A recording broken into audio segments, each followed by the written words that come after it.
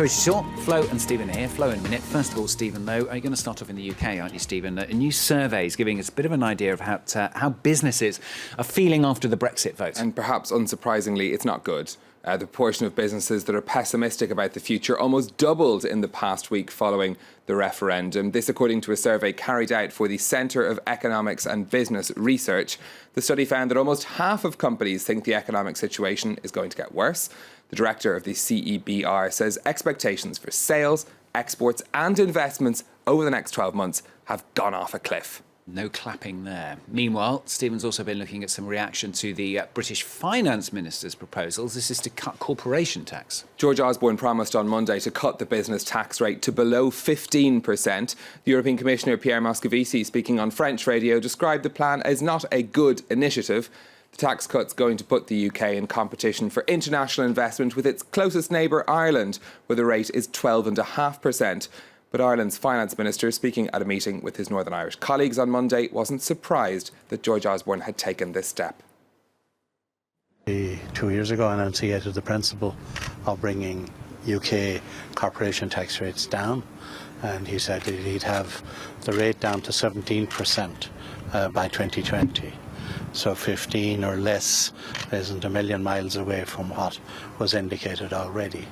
It has implications for Northern Ireland.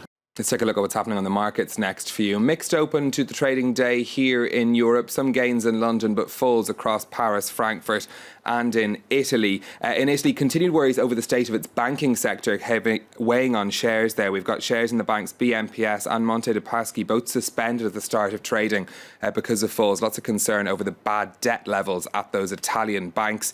In Asia, generally, again, we can see falls across the Asian markets in trading today. It was a pretty light day of trading in Asia after the American holiday for the 4th of July. We've just got Shanghai showing some small gains.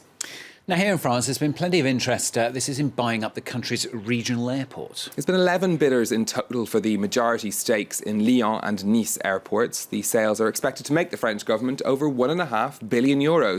Good news for cutting the budget deficit, but local officials aren't happy about some of the bidders. Delano de Souza has the story.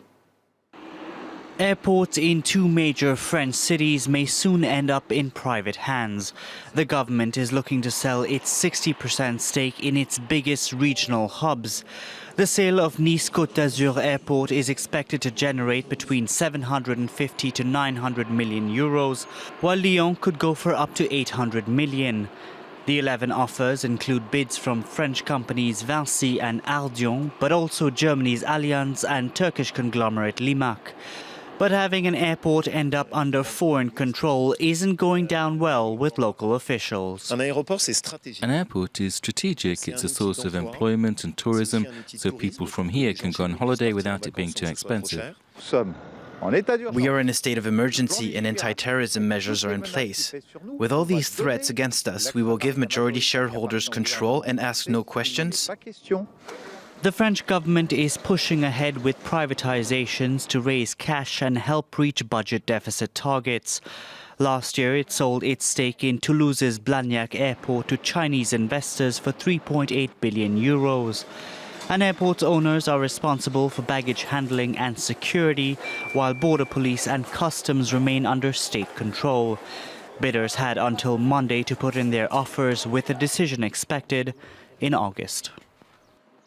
A couple more business headlines for you. The European Commission has ordered 7 Spanish football clubs to repay money to the government, which it's deemed to be illegal state aid. The clubs, which include Real Madrid and FC Barcelona, will have to repay up to €5 million each, which they received in the form of tax breaks, soft loans and property deals. The Commission said the subsidies given by the government amounted to unfair competition.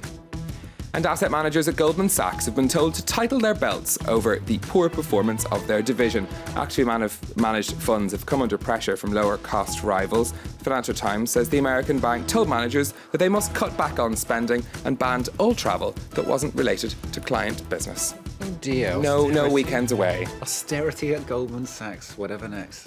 Right, Stephen. Thank you very much, Stephen, with business.